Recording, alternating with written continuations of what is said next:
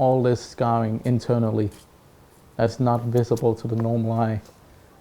And that's what I am. I'm not a victim. It's like I am one of those who fought and survived. I survived and I want to help other people survive. Just like Jonathan, many young people in Denmark are suffering from depression. Within the last 10 years, the number of people diagnosed has actually increased dramatically. In 2016, the Danish Health Data Agency published a study regarding young people's mental health. It shows a considerable increase in mental health diagnostics, among these, depression. Back in 2006, 2,354 citizens below the age of 18 were diagnosed with either depression or anxiety. Since then, it has steadily increased, and in 2016, more than 7,000 were diagnosed.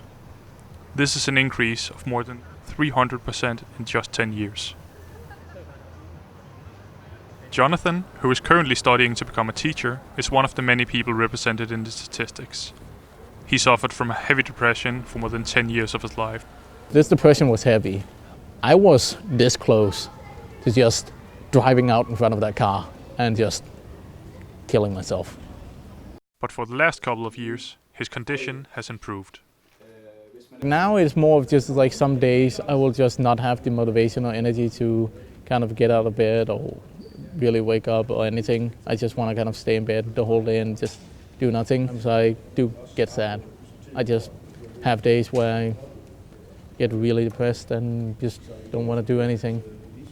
As Jonathan's bad days started happening less often, he put his newfound energy into volunteer work to help people in similar situations. I'm become part of Rækværk here at VIA. It's like that is definitely an association about listening to people with problems, either physical or mental. We'll have coffee and cake and food and just kind of try and make a nice, comfortable setting where people can just relax and talk about these things without fear of judgment or ridicule. I want to be part of something where I can see it's like we are a helping hand. While Jonathan is doing good now, he's aware that there is no guarantee that it will stay that way. He still remembers how depression had a heavy grip on him. You lose your motivation, you lose your energy, you just kind of generally have this blanket over everything. Everything is a bit dulled. There's no really saying that you're cured when it comes to stuff like this. You kind of do live in constant fear of that I'm going to return to that. So it's the book Dandelion Children and just showing these kids that grew up through hard times, the concrete. We were supposed to take responsibility all the time and we never had a childhood. I can recognize myself in that. I was supposed to be responsible. Jonathan has no doubt that his depression was caused by his challenging childhood. Like the main thing is like a stress over a long period of time, because I never really had the opportunity to have a calm and peaceful childhood. From a young age, Jonathan had to take responsibility to help his diabetic younger siblings. He was also caught in the middle of his divorced parents' fight over his custody rights.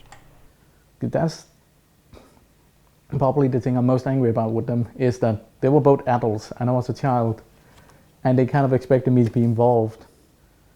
And that's not something you do to a child. Jonathan has reflected quite a lot on his past and his illness. This has led him to a conclusion on his approach to move forward. I'm done with this. This is not my life anymore. It has been my life and it has shaped me to what I am, but it's not going to control me anymore, because I'm stronger than that and I'm better than that. And I don't want to be depressed. Talking about it is not what's hurting. Not talking about it and not dealing with it is actually what's hurting.